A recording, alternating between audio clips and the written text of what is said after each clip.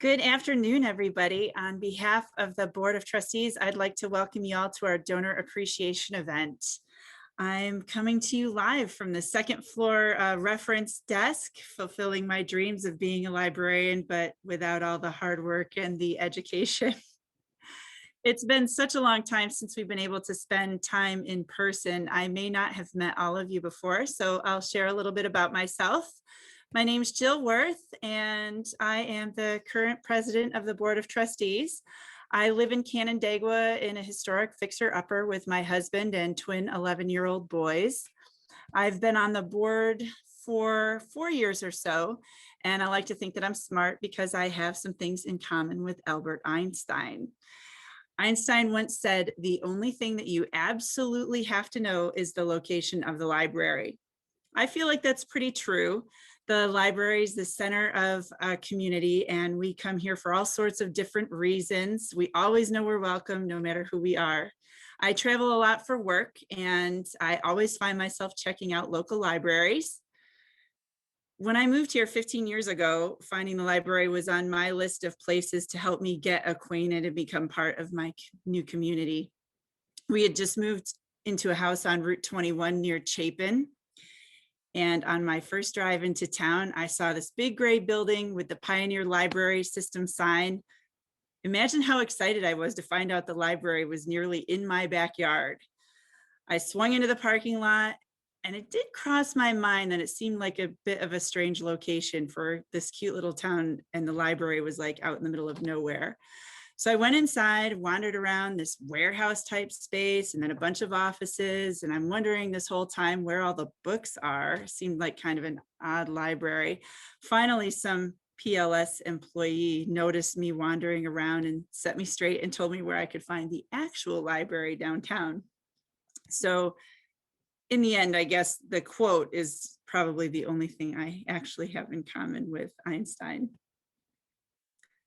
On a more serious note, at this time last year, we were having emergency board meetings. We were working with contingency budgets, and we were very concerned with whether or not we'd be able to meet our fundraising goals. As you know, 30% of our budget comes from fundraising. Well, we made it, and we have you to thank for that.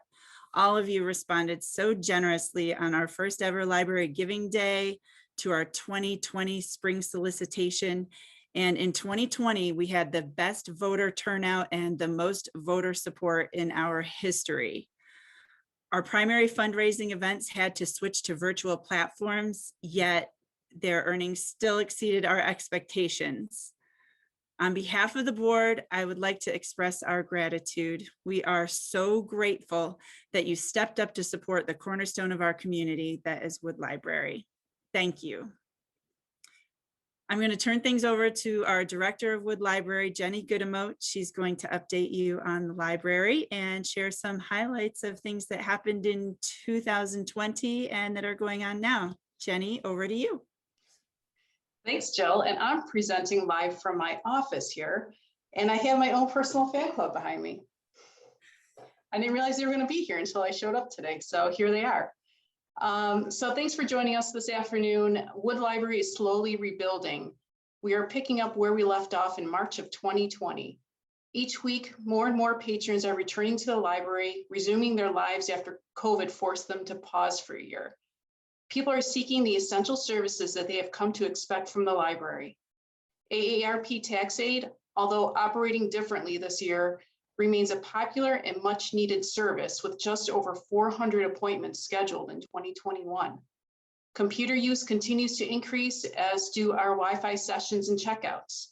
Staff are busy filling online card registration requests, delivering library materials curbside, planning thoughtful virtual programs, and providing tech assistance for those wanting to access our digital content like Owl2Go or Hoopla. We are delighted to see familiar faces walking through our doors again and look forward to what the remainder of 2021 brings. So on to new beginnings. Just yesterday, we reintroduced our original Saturday hours, offering patrons with an additional 3 hours to visit on the weekend. And soon we will expand our weekly hours by 6 hours. We remain cautious in our decisions, balancing community needs with community health. We continue to support the community in providing internet access to those who need it. Thanks to generous donations from Rock the Day, new access points have been installed outdoors to enhance our Wi-Fi signal for patrons no matter where they are in the building or property. Wi-Fi hotspots that are available for loan for 1 week at a time with a library card continue to be popular as well. Another enhancement to our library is the amazing hand-painted tile mural in our stairwell. You will soon hear from Barbara McPhail, a local art educator, on how she designed and created it as part of a Finger Lakes Arts grant, so stay tuned. So what else is on the horizon? Well, additional outdoor security cameras and walkway lighting will be installed for enhanced security purposes. A new board committee is meeting to discuss our strategic plan process, so be sure to be on the lookout for upcoming surveys and focus groups. Versapalooza has made the shift from an in-person event to an online store last year, and we will continue with that approach this year. And we are now collecting purses right now, so please drop them off in our lobby. A virtual challenge in June is fast approaching with different ways to get active while supporting the library. And perhaps most exciting is a New York State construction grant building project. The old elevator shaft will be converted into tutor spaces, and the elevator machine room will magically turn into a tree with a secret room for kids to read inside. 2 pillars in the children's room will become trees to match. And Mrs. Werth will finally get her trees. So be on the lookout for ways to give to this project and have your name memorialized on a tree trunk. Your continued support through good times and bad have allowed us to continue our important work here at the library. Although our annual fund drive budget was reduced to $35,000 due to COVID, our donors exceeded our expectations by donating close to $120,000 in 2020. It is truly remarkable. Donors continue to support the library even in times of uncertainty, and we are extremely grateful for our donors and their overwhelming generosity. However, all of this is not without its challenges. Because 70% of our budget is supported by local taxpayers, 30% of our budget must come from other revenue sources. Although we are planning virtual fundraisers, they are not to the big ticket events from years past. State aid and grants are unreliable, and because our income sources are uncertain given the pandemic, a contingency budget was put into place in 2020, and a very conservative budget was approved for 2021. Cuts to hours, collections, and programming continue to be reflected in this year's budget. Community-based funding is the only stable funding source for the library. So on May 18th, a proposition for $771,000 for Wood Library funding will appear on the same ballot as the Canandaigua City School District budget. This is an increase of $50,732 over the base amount that was approved by voters in 2020. The proposed increase in community-based funding is driven mainly by state mandated minimum wage increases and cost of living adjustments to salaries and benefits, but also restores hours and funds for collections that were cut in 2020. The number of hours the library is open to the public will return to 65 hours a week, including the popular Sunday hours. In addition, increased funding will ensure the continuation of essential virtual programs for all ages. If approved, the levy will add $2.47 to the total tax bill on a property assessed at $150,000 and increase the library property tax by 1.6 cents per thousand of assessed property valuation. So be on the lookout for the vote coming up on May 18th. And finally, let's all toast to 2020. Let's not forget the hardships and the challenges, because if we do, we won't remember the positive changes that made the year worth it. So I have my Starbucks drink that's empty now, but cheers to all of you. Thanks for joining us today. And I'll be sending it back to Jill, who will introduce this afternoon's guest speaker. Thanks for sharing all that great news, Jenny. I'd like to, without further ado, introduce Ms. Barbara McPhail.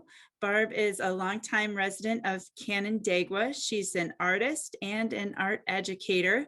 And Barb created a tile mural to dress up our stairwell. It represents the most iconic and popular collections at Wood Library. And she's here to share her creative process and give you a peek at the mural. Barb?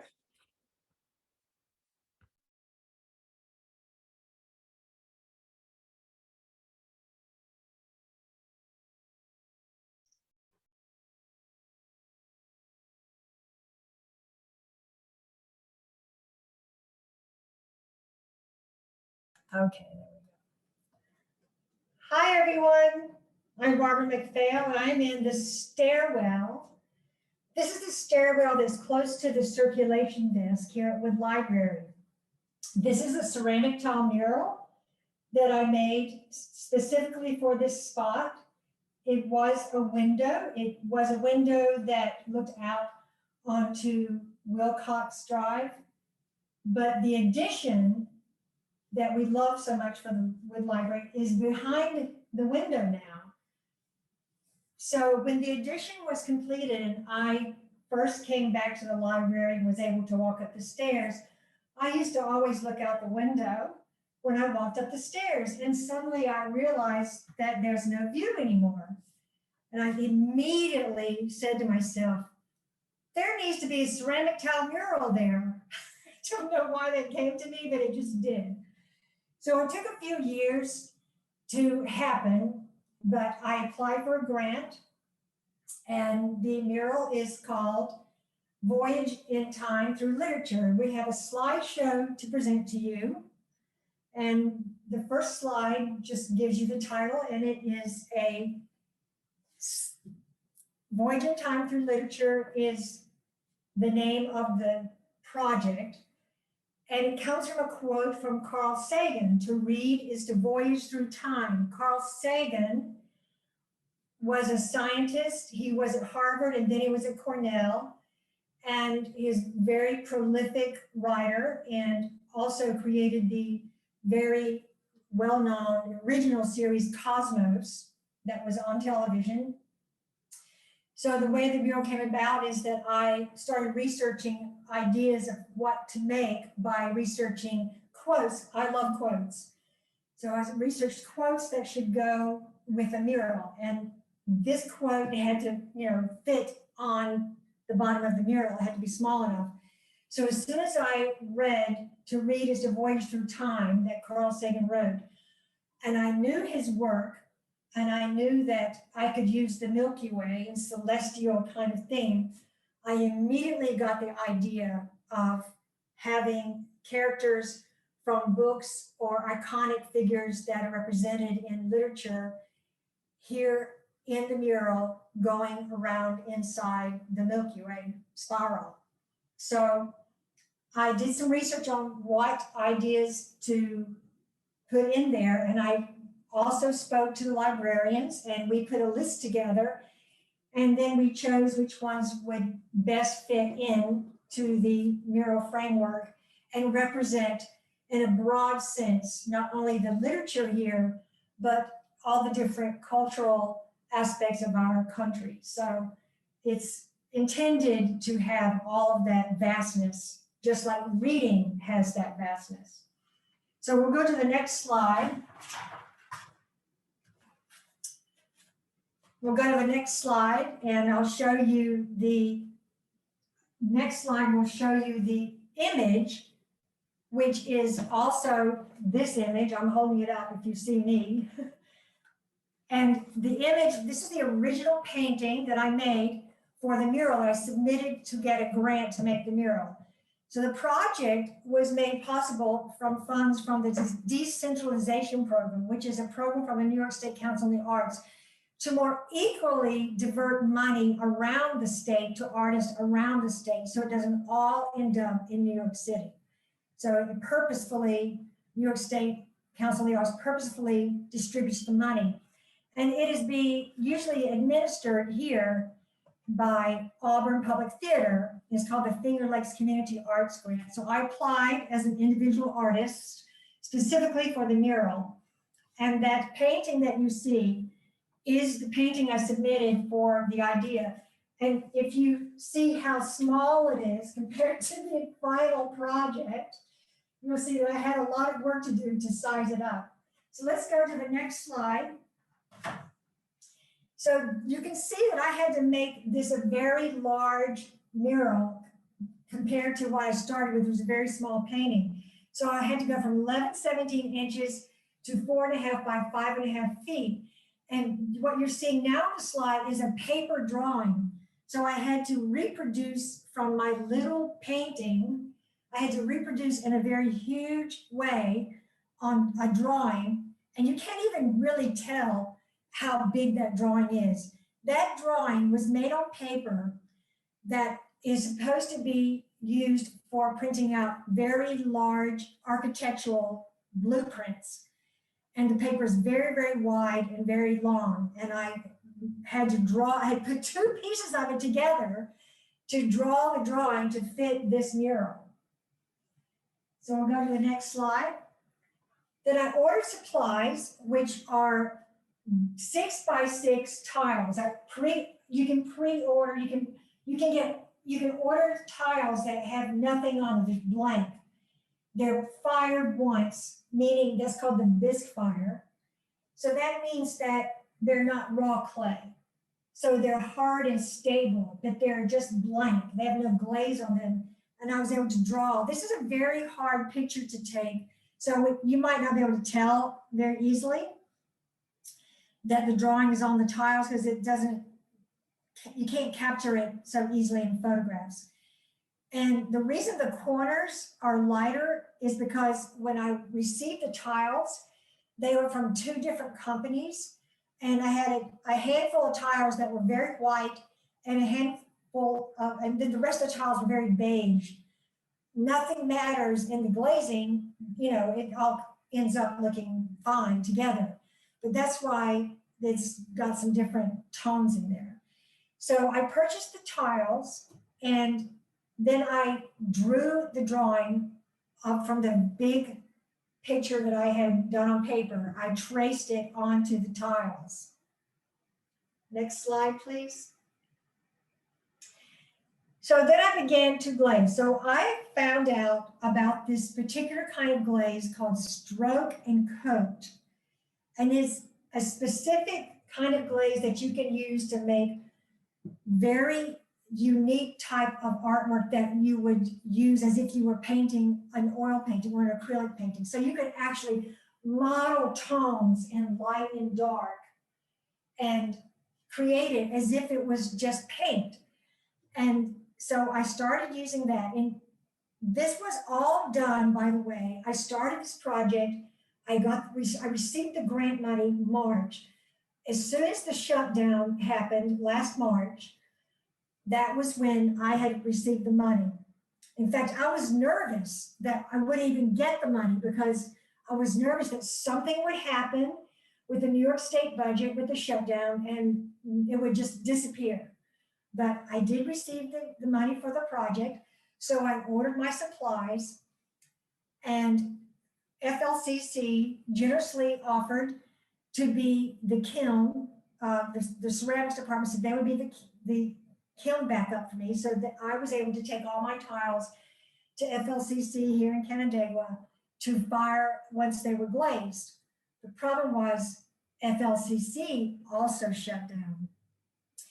So the idea when you begin a project, and this was my first big tile project, I have been teaching for a very long time, and I have taught how to create tiles and glazed tiles and made with students a very large mural as big as this before, but I never did it on my own. So the idea would be that you would take your tiles that were some ones that you had extras on, and you would test out what your glazes would look like. You would paint some different glazes onto your tiles and fire them, so you would see exactly what the glaze looks like once it's been fired. Because when it's not fired, when it comes in the jar, it's basically just colored mud. That's what it looks like, colored mud. And so you don't really know exactly what it looks like. But unfortunately, because Flick was shut down with the pandemic, I was not able to make any test tiles. So my first test tiles were simply Harry Potter.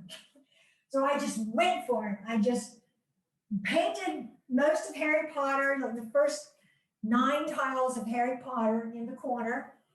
And I got them ready when Flick opened for me to be able to fire. Was not until the end of July. And my good friend and ceramics teacher at Flick, Bradley Kellogg, was the kiln master for me. And so I called him up and I said, I'm ready to fire some tiles. So he came over to my house to see what I'd done. And he said, well, you just don't understand the whole idea of test tiles, do you? Because you've started the project. And I said, well, what am I going to do? It's the end of July and the project's supposed to be finished in 2020. And I have this whole big thing to make.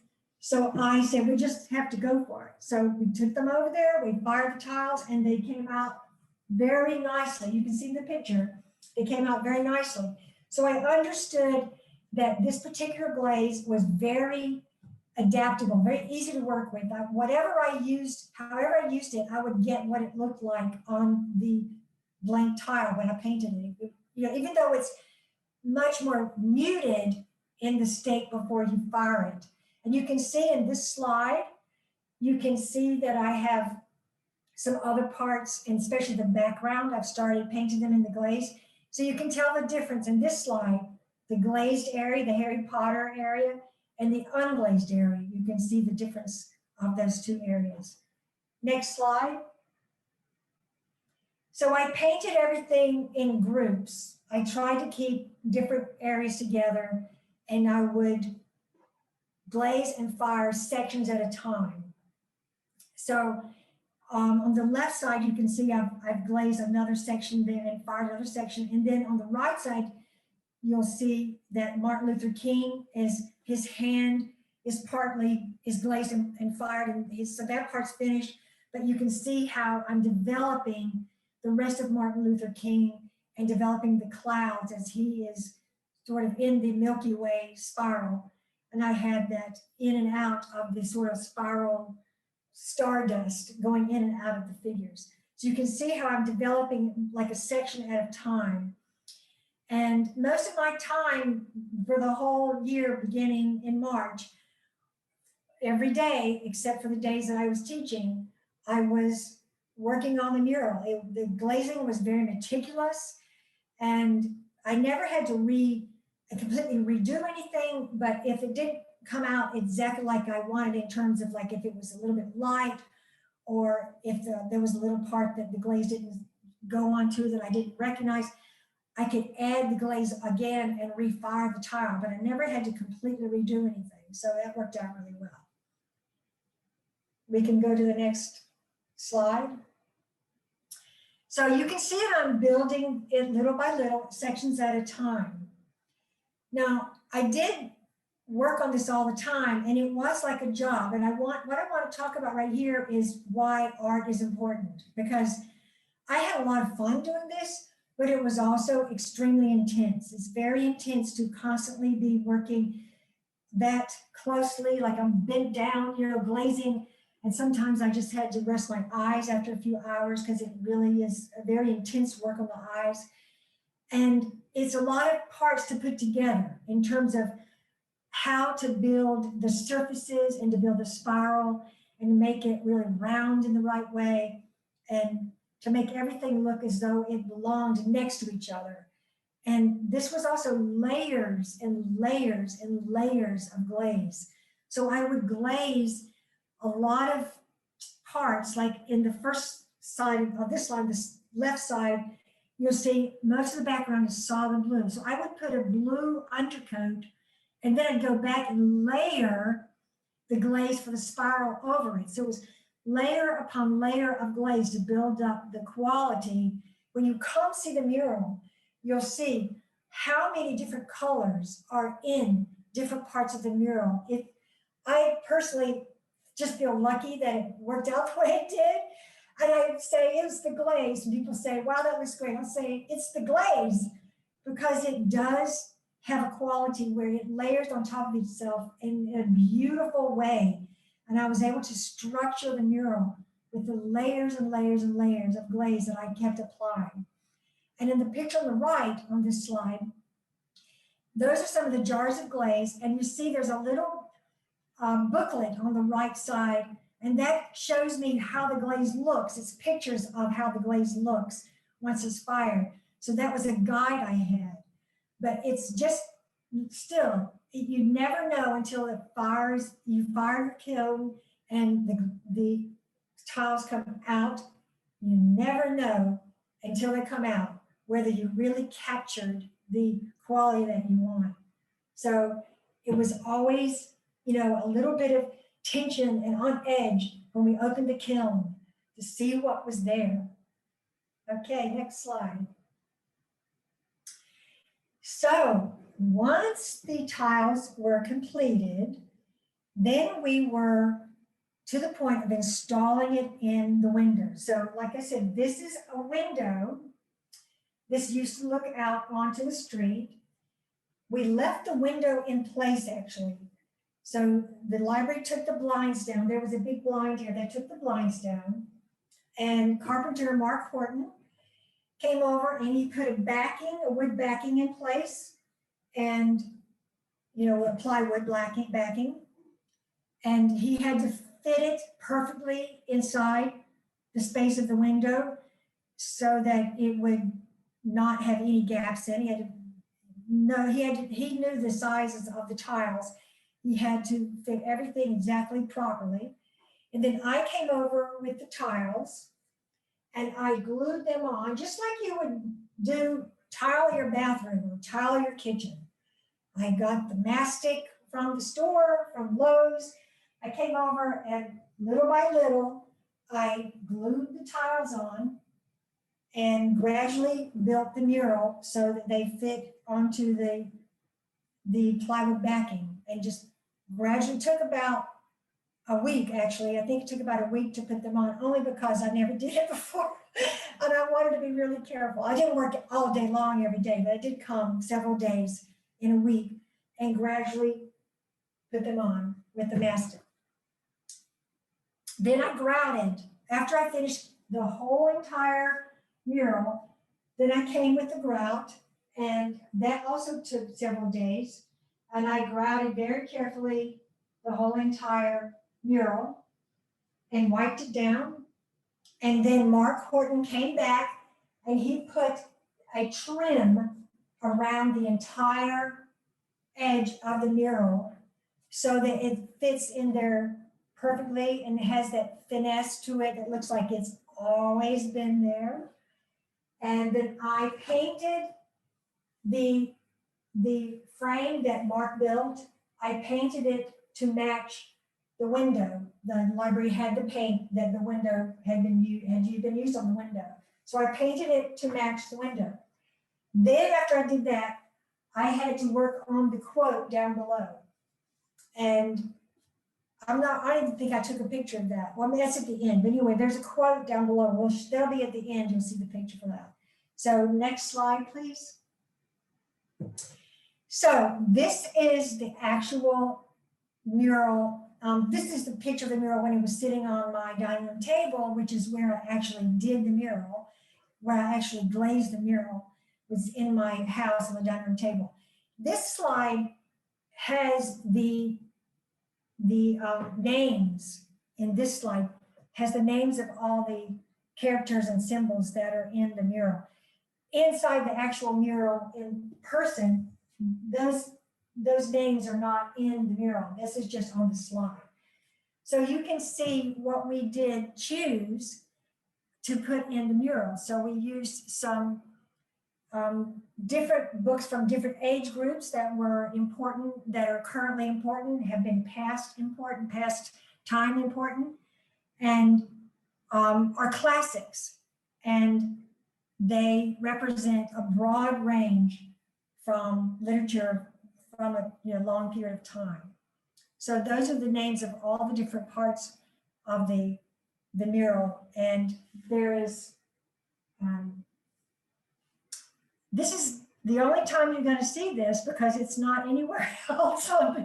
It's not on the wall, except I'm sorry, I misspoke. There is a paper on the wall that is attached beside the mural that does tell you the names of everything in case you forget or want to do the research on your own when you come. You can see the mural, and there is at the bottom, there is the list of all the different symbols and characters that were included in the mural. So next slide. So this is the mural with the quote, the picture of it actually in place with the stairs, and here's the quote down below. That's also made with ceramic tile. I did it the same way as I did the rest of the tile. And it was also put in place with a backing, just Mark also put the backing in for that.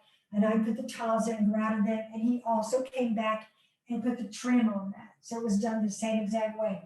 To read is to voyage through time, is the quote that began the whole process of this mural. To read is to voyage through time.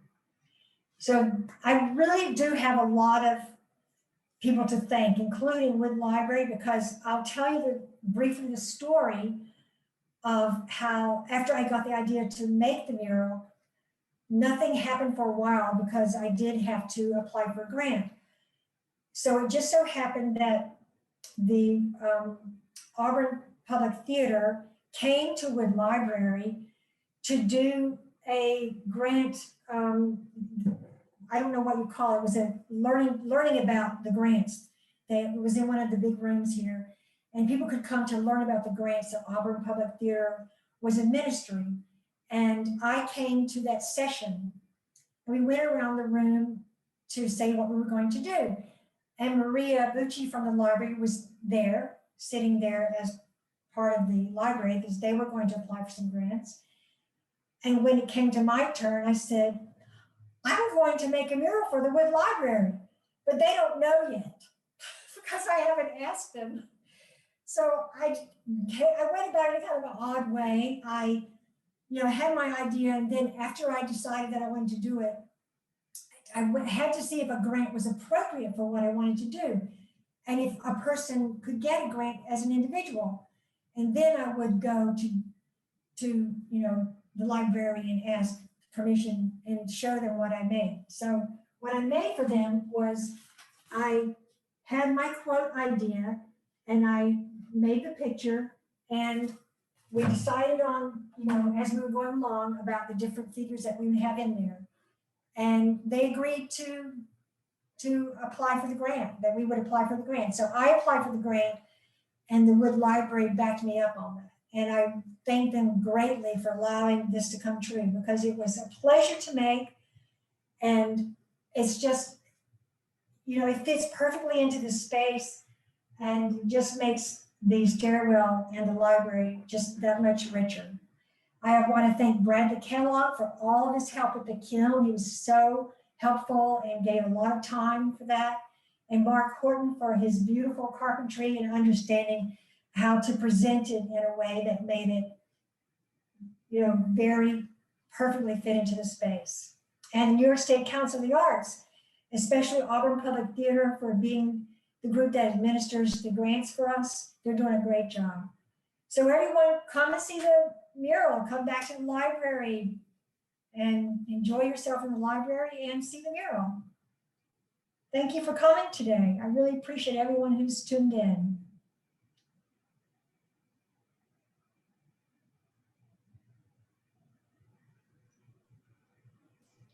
There is a question in the Q&A. Okay. The question is, did your application include the complete design? I think you just touched upon that.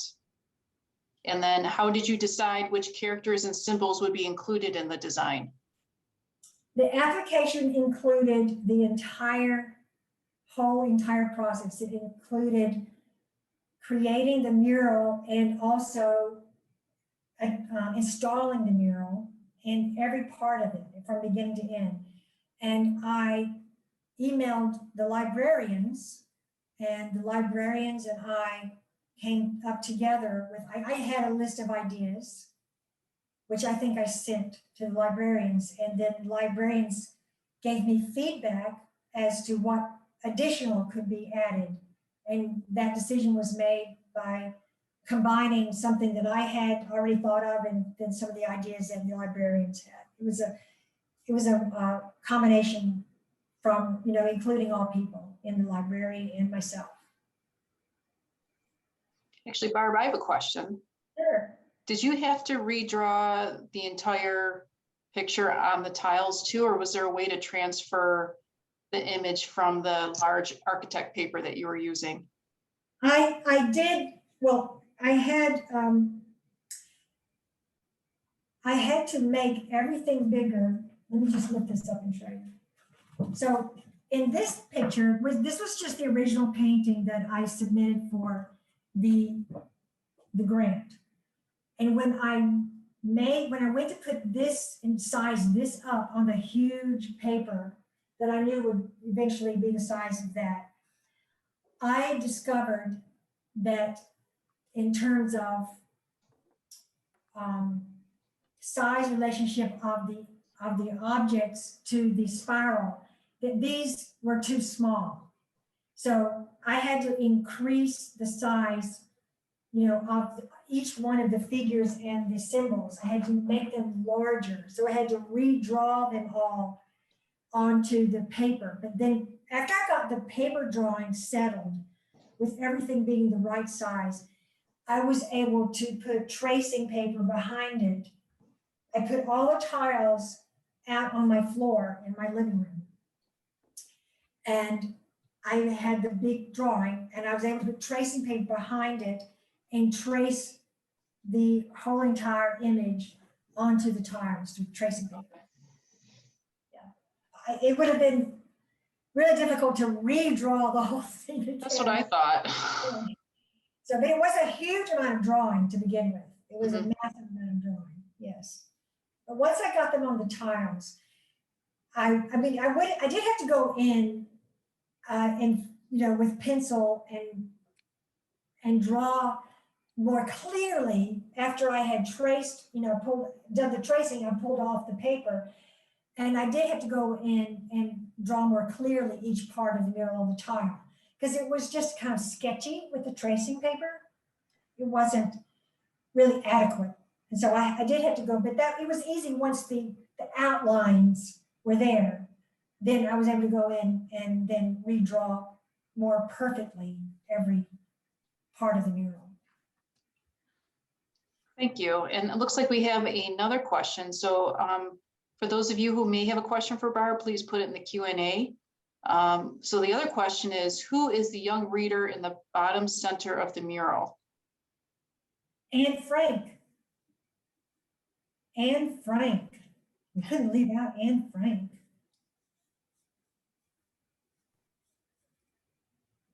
We were just testing you, just to make sure you remember what you drew. Well, sometimes I forget.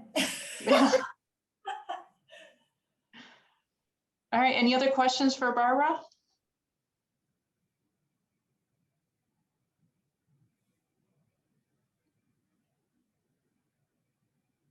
All right, well, Barbara, thank you so much. Thank you everyone for participating today. And come see the library mural and come enjoy the library. It really brightens up that space, and when people walk upstairs, they take a pause, and like you said, when you used to look out the window, now there's even something more beautiful to look at. So thank you so much, Barbara. Thank you. Thanks for supporting it. All right, and Jill, should I send it back to you for our farewell? Thank you all for joining us. We really appreciate you taking your time and supporting the library. Remember to get out and vote on May 18th. Drop off your used handbags, or anyone else's used handbags that you come across, or brand new ones. Feel free to drop those off and stop in and grab some books, check out our programs, and view the mural. Thanks again, everyone. Have a great rest of your weekend. Bye.